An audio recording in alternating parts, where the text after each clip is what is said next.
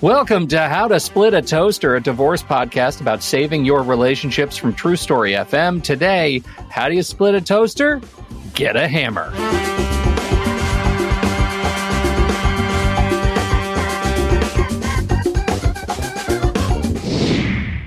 Welcome to the show, everybody. I'm Seth Nelson. As always, I'm here with my good friend, Pete Wright.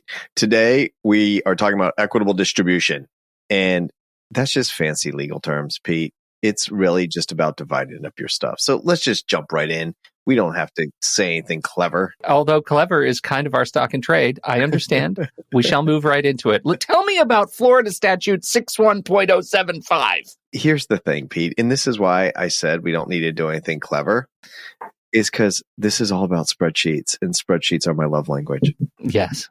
So yeah, I know. I noticed you were so excited there. You nearly knocked your microphone over. I know. I had to adjust it. Like, things are getting crazy over here. So first off, let's be clear. It is equitable distribution, not equal. It doesn't have to be down to the penny.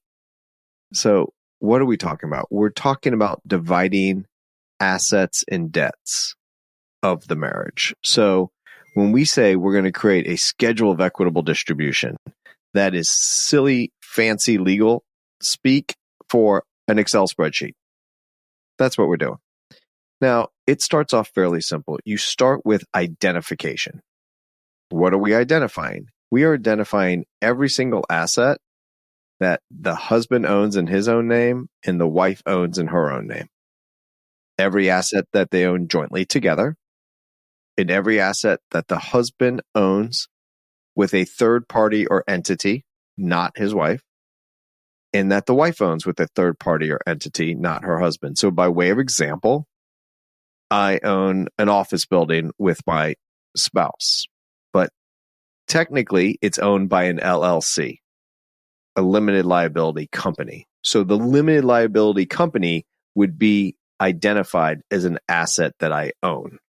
Then the question becomes, what does that company own or do?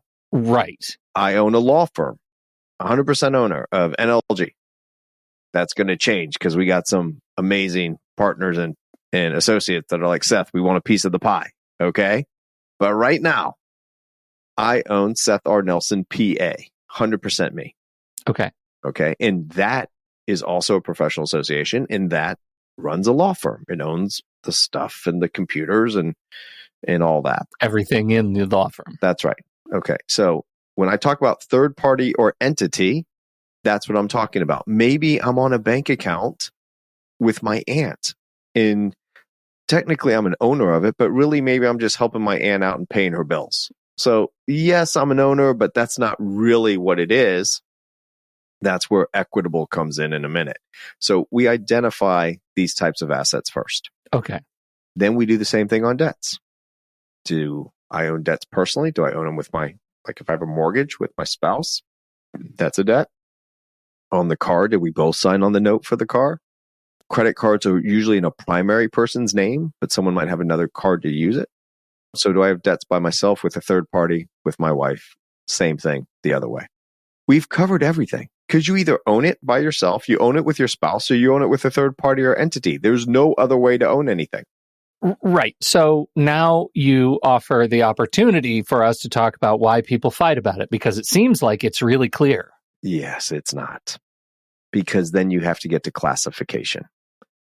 Is the asset or debt a marital asset? If it is, it will be divided, or a non-marital asset. If it's not, it just means that it's whoever owns it. So let's take a debt, for example. Assume that when I got married, I had a law school debt. I had student loans. I obtained those loans prior to getting married. I became a lawyer. I'm paying off those loans. I get married, and we go to get divorced. That debt was accumulated prior to marriage. It's non-marital debt. It's not part of the pie. She's not responsible for half of it. Okay, question. I know a lot of couples get married, bring debt into the family. Yeah, into the marriage. And they then commingle finances to the point where some of the debt payment will have been provided by one spouse and some by the owner of the debt? And is that taken into account when the divorce happens and the debt, let's say a school loan, still exists? No, it will not be taken into account at all. So what you're describing is, let's say that my wife and I commingle our money. My salary goes into a bank account. Her income goes in the same bank account. From that bank account, we pay down my student loan. Right. In addition to all the other things, mortgage, all the other cell bills, phone, we're all the paying bills. Yeah. Yeah. The court does not try to undo or reclassify every transaction that happens during a marriage. So the money's commingled. It's marital money. That marital money was earned during the marriage, and it went to pay down a non-marital debt. It is what it is. Whatever debt's left when we get divorced is still non-marital. It didn't change the classification. Right. It might be less so, but it's still your debt. That's right. Now, let's just use these numbers. It was $100,000. We paid down 25. 75 is still left on my side. Okay. Now, we get married. It's a non-marital debt. I got $100,000 left on it. And we buy a house and we pay down the house for a few years. The value of the house goes up. We want to do an addition and we're going to refinance the house to do the addition. And we say, you know what? Interest rates are low. Let's refinance the house and let's pay off the student loan because it's at a higher interest rate. And we'll fold that into this kind of second mortgage. Sure. Perfectly logical thing to do. Right. Except what my wife has just done in this hypothetical is she's now taken my $100,000 student loan and made it a marital debt. Right. Because she's on the house. She's on the house. And that debt is no longer in existence, which in a divorce cost her 50 G's because she's responsible for half and I'm responsible for half. And at no point is there a recourse for her to come back and say, look, we did this, but technically that's not mine. You don't make that. I mean, if it's truly equitable. That's what she's going to say in the lawyer's office, right? Yeah. But the court's going to be like, well, no, because you've converted it. It's in your name now.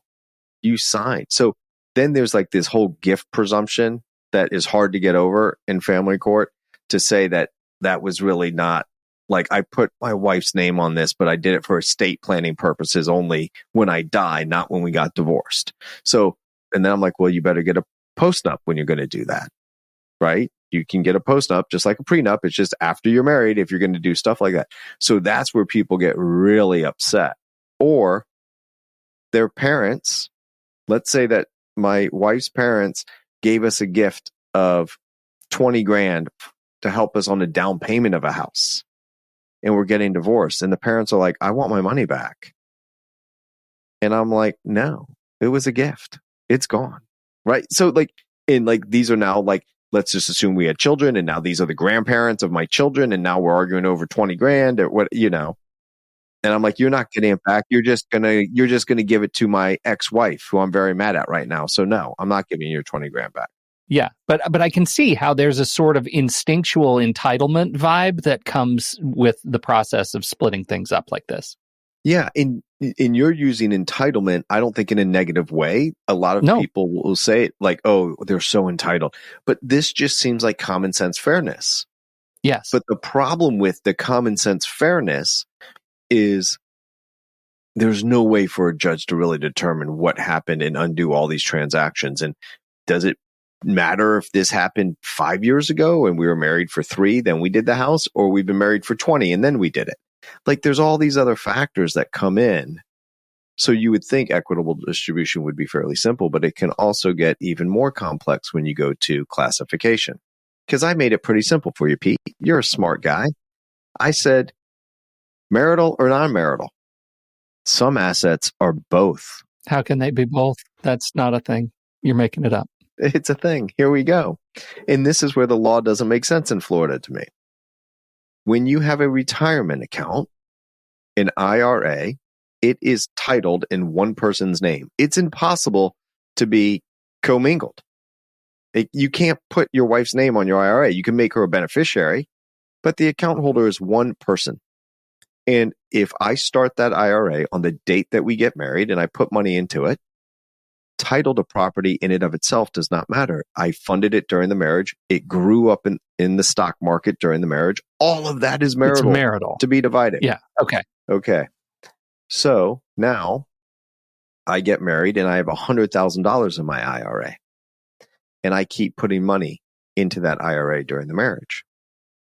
And it now has $150,000 and we are getting divorced.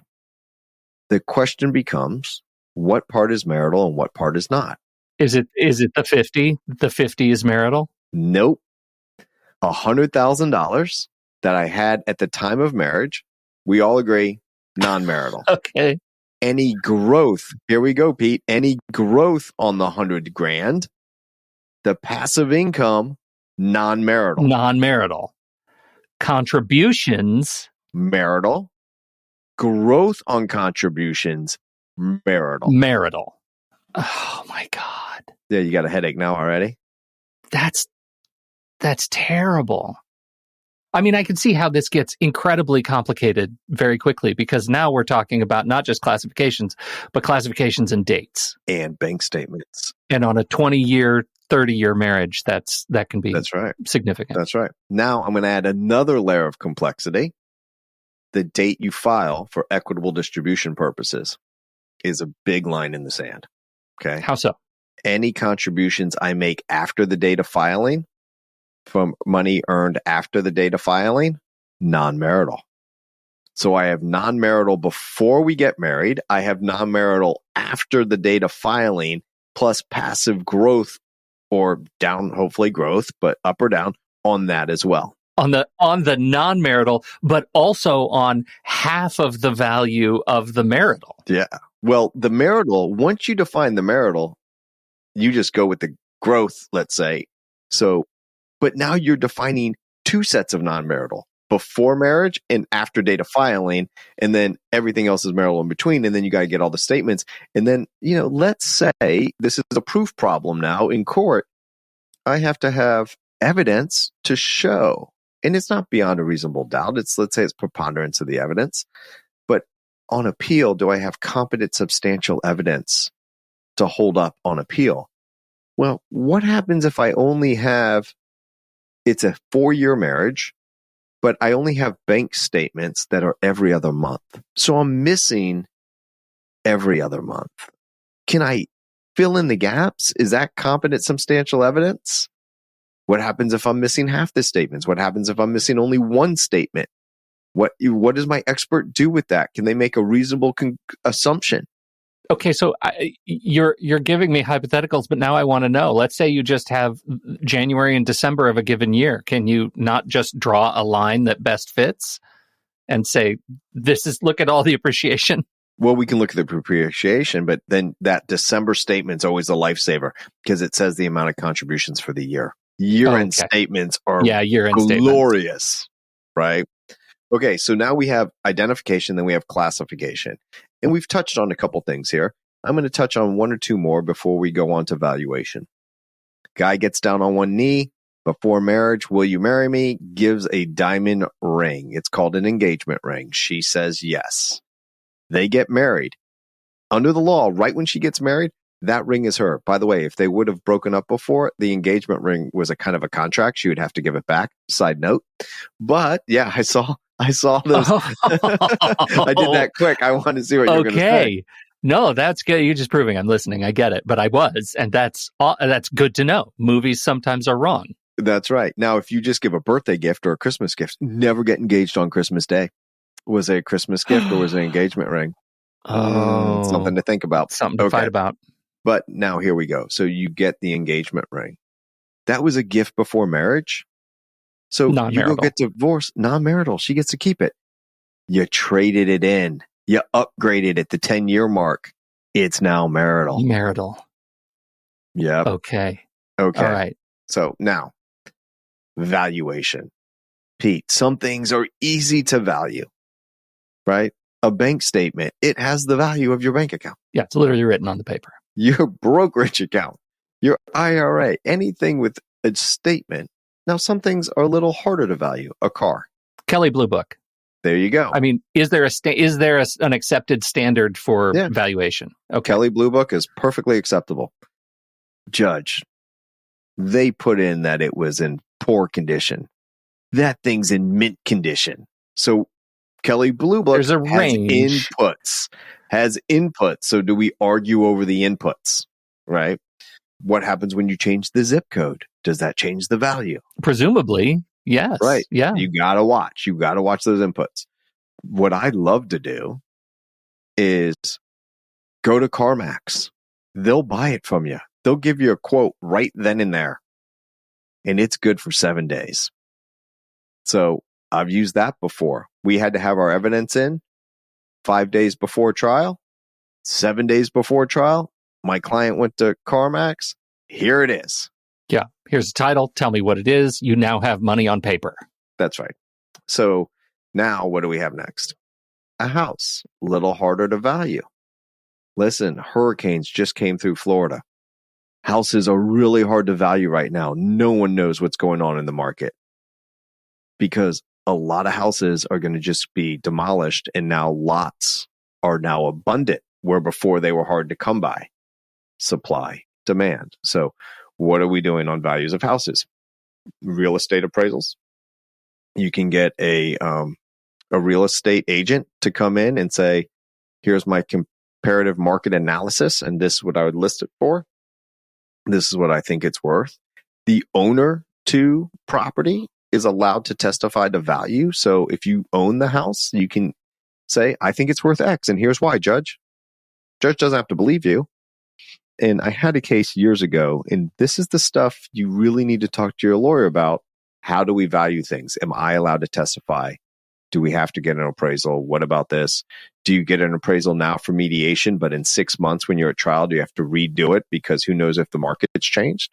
Well, I mean, you're residential, if you're heavily invested in real estate, it sure does imply that maybe you want to hold your divorce until like February if you're in Florida. You might. You got to, there's a lot of ways when, 08 market crashed or 06, bam, yeah, who knew? All of a sudden. So, yeah. But I went to trial and at mediation, they wanted to do a joint appraisal. And I said, no, I don't want to do an appraisal. And the mediator was like, well, why wouldn't you do that? And I said, well, we're in mediation. It's all confidential. You can't share this in the other room. I said, the other side's not on the title. And I don't think they're going to get an appraisal. And I think they're going to try to testify to value. And they're not allowed to because she's not an owner. Or he was not an owner. I don't remember what side I represented. I said, but my client's the owner. So my client is going to be the only one to testify to value. Tell me, you're using shorthand there. Testify to value. Is that something that just means like your client is the only one who gets to say how much this thing is worth? You got it. Exactly. So now there's only one number that the judge is allowed to hear. And as long as we can back that number up with facts, and it's going to be kind of, beyond a reasonable doubt, not beyond a reasonable doubt, preponderance of the evidence, like the judge believes my client, he had a good reason for doing it, or she had a good reason, like he or she bought and traded real estate all the time. They were in the market. Like, you got to back it up. You can't just pick a number. You have to support it, right? So you got to be careful on who's allowed to go to court and say what they believe the value is. There are now, just a clarifying question, you've got CarMax as an example. There are now services that do essentially what CarMax does, but for houses, right? There are these online real estate agencies that you can just give them your house today. They'll give you today's value, and then they'll take it off your hands and do what they need to do. Is there any consideration for, making no judgment by this statement, but is there a consideration for quality of sources? Like, because the judge is going to say, that's not a service that we trust in this courtroom. That's right. The judge does not have to take that as evidence or take it in as evidence, but give it the weight it deserves is what they'll tell you. I'm not going to believe that. Great question. Okay, so now we have value. So there's all these ways to value things. But then how do you value a business? Is it business just own land? Well, that's pretty easy then. We can go back to an appraisal. But what happens if I own 49% of a business? That's worth less than owning 51, and it's not just worth less than by 2%. It's because I don't have control. So a non-controlling interest is worth less. And then It's called non-marketable interest. Who's going to buy in? If I own 49%, like who's going to buy in? It makes it not, now you'll buy in at a lower price, right? But you're not going to buy in at a higher price when you can't have any control and you just got to trust the guy that I happen to be business partners with. So that gets into complexities. So you got to look at these issues early on in your case because they might take experts. This is not something you're rushing to do at the end of a case. Right. There was one of my early jobs. I worked for a firm that was, we had 15 people, small firm, training and development. It was a firm without property. It was all intellectual property. We're all consultants, right? We're trainers, consultants. And the sole owner was evaluating, looking for a divorce and had to value the firm and was deeply disappointed at the valuation of the firm because there was, if I remember right, there's no property for the firm, right? If everybody could walk at any given moment, there is no value in the business. In the divorce process, when you're looking at businesses, is there some sort of accounting for that? Yes. Great question. So let's take a hairdresser. Okay. Hairdresser owns her own shop. She has one chair and she does a great job. Top-notch clientele. Making 6 figures, doing hair, phenomenal at it. She can't sell that business because those people want her. They don't want me standing behind the chair. That would be a nightmare. That would be obvious. Yeah. Short Jewish bald guy. Let's make this happen. Look, let me tell you, I give everyone the same haircut. It's phenomenal. It's great. Precise is what they call it. So now that business is generating income, right? So that's a revenue source. So it might be worth something to her, but what she really has, 100% of that business, other than the chair, the towels and all the supplies, is what's called personal goodwill. And that attaches to the person. And personal goodwill is not a marital asset. Okay. That's like your charm score. That's right. So let's take NLG. Yeah. So I'm getting divorced. We need to value NLG. Now, these lawyers can get up and leave any day. And some people call for Seth Nelson, but then they don't use me as their lawyer because I tell them, look, I've got good news for you. This is not a complex legal case. And I have other lawyers at the firm that can handle your case at a lower hourly rate. And then I tell them, I can't believe I'm saying this on their podcast. I tell them the other lawyers can handle it just as well as I can. Oh. And then I tell them I will deny that I ever said that. But now I can't deny. Now you put it in. Yeah, it's been recorded. Right. So by way of example, a case comes in and I give it to Sterling. And I tell the client, Sterling can handle this just as well as I can.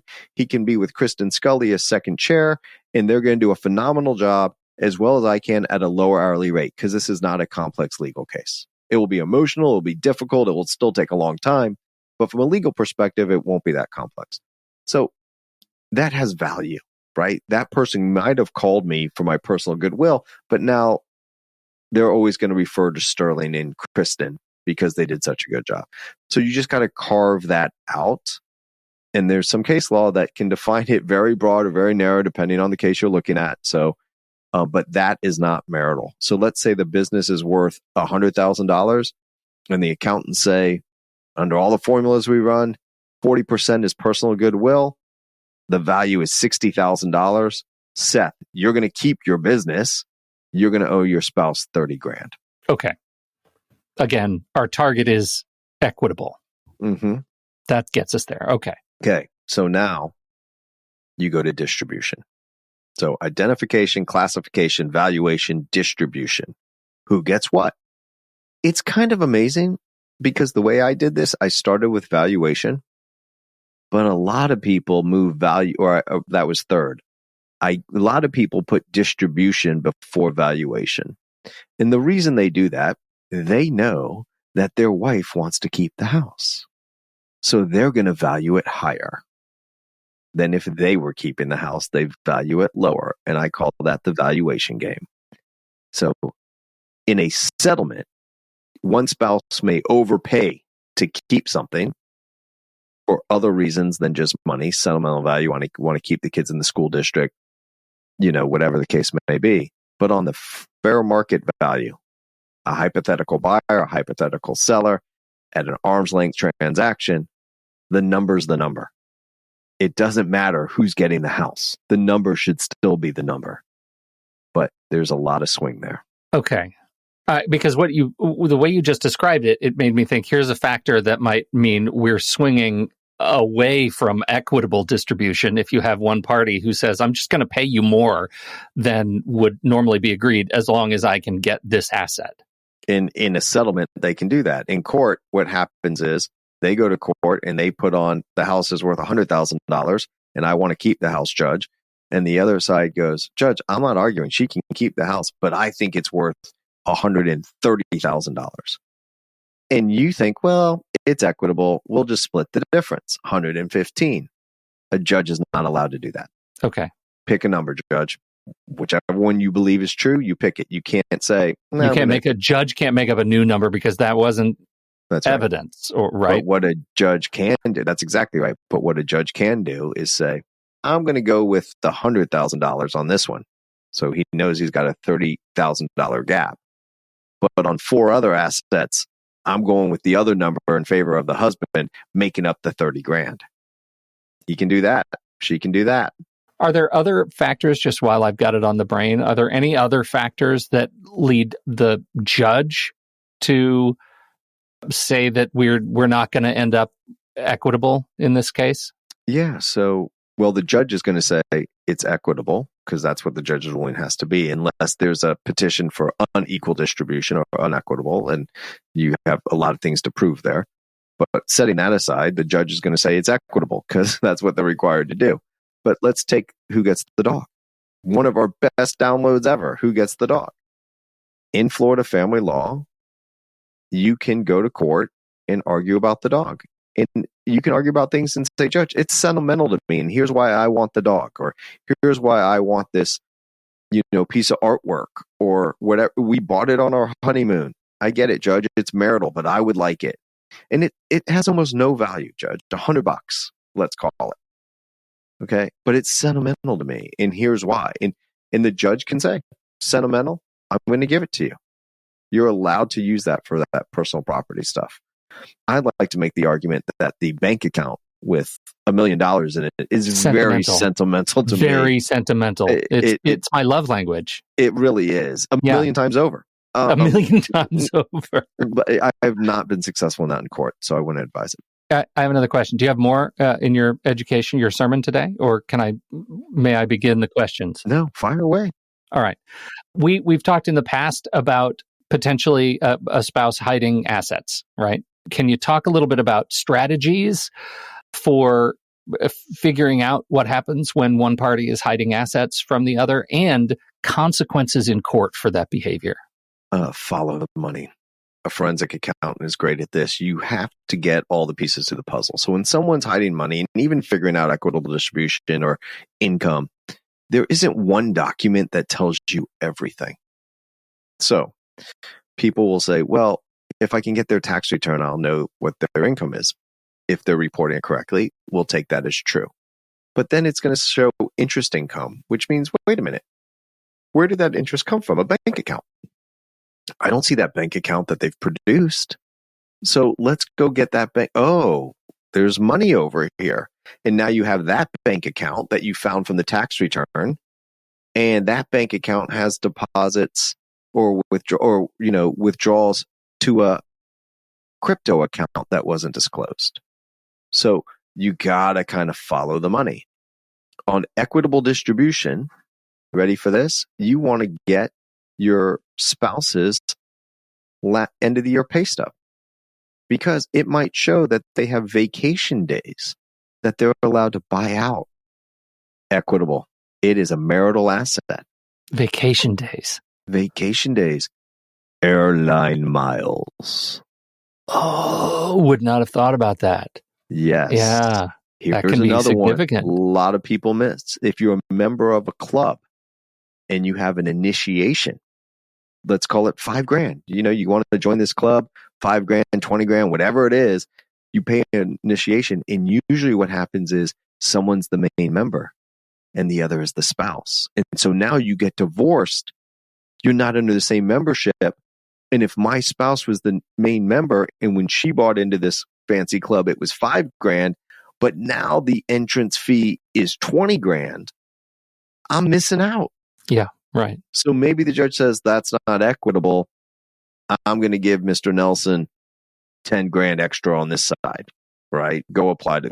So and a lot of people miss that, and then they get divorced. It's over.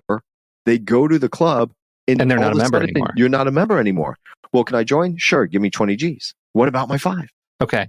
I want to point back to consequences for hiding assets in court.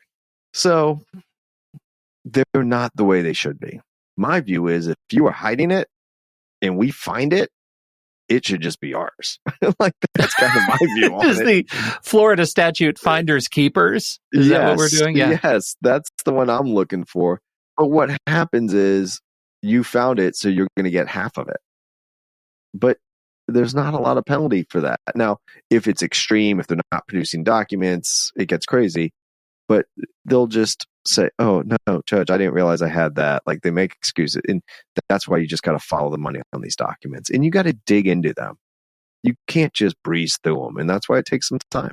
Prenuptial agreements. What impact does prenup have on equitable distribution?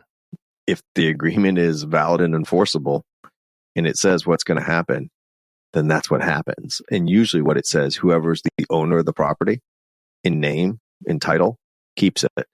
And so then you don't have all these valuation issues. You don't have you still have identification. You want to make sure you get everything, but most of it's going to be non-marital according to the prenup.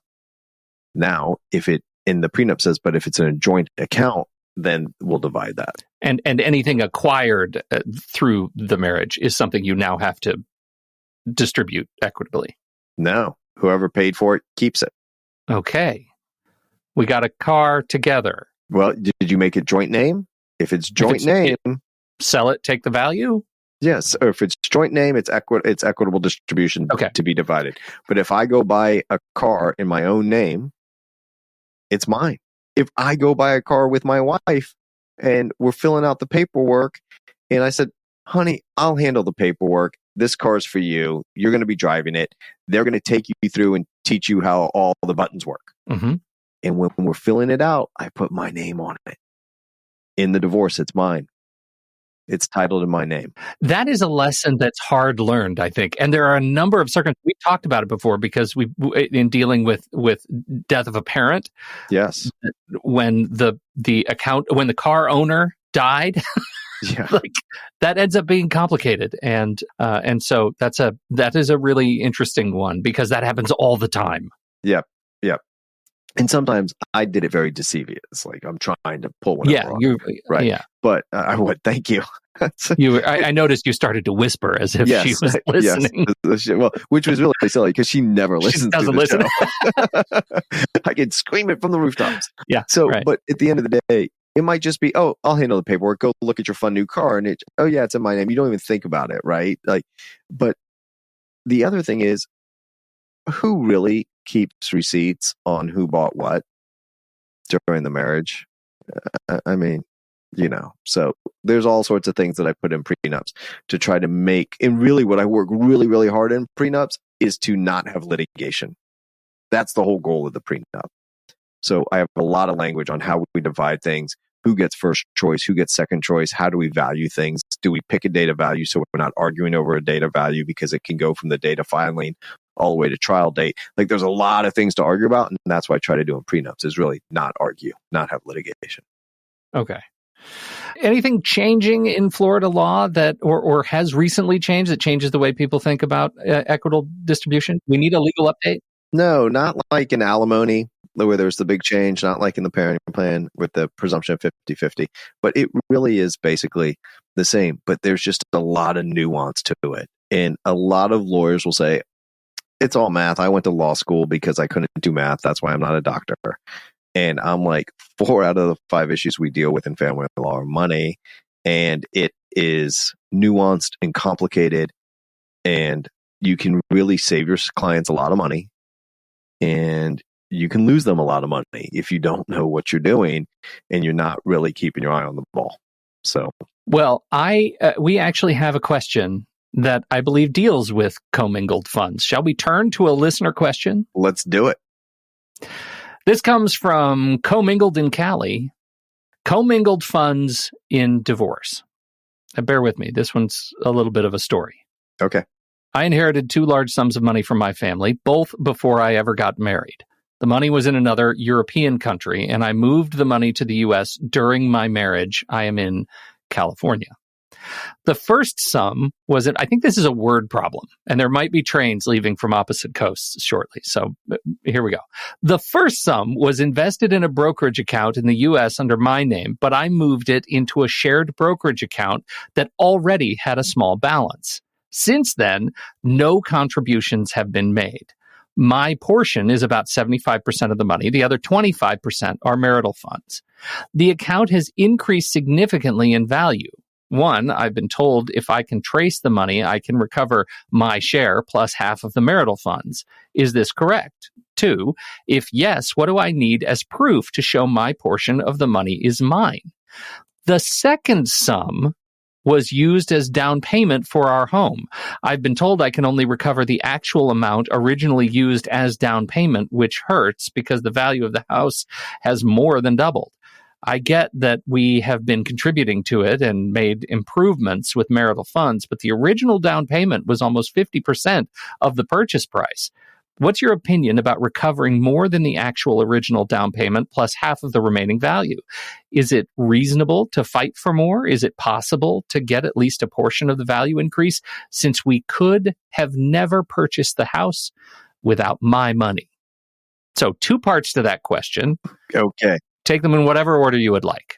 Let's start with the house because we mentioned that before. Just in my examples, you put down a down payment. You made non-marital money marital. I don't know California law. It was a California question. So yeah, check with your local, attorney and check your local jurisdiction, the laws and the case law and the statutes. But in Florida, if you were in Florida, that money is now marital. Now, here's the good news about that. Okay. In fact, she said, or this questioner, the questioner says, I'm at least going to get my down payment back. In Florida, that might not happen. Like, you don't get it back at all, except always remember, you get half of it back. Because that's now the value of the home. You got it. You got it, Pete. Okay. So that's the house one. The brokerage account is interesting. Check your local jurisdiction. It's a little bit analogous to the IRA in the sense of you're putting money in, you can identify what stocks and what bonds were purchased. Those are items.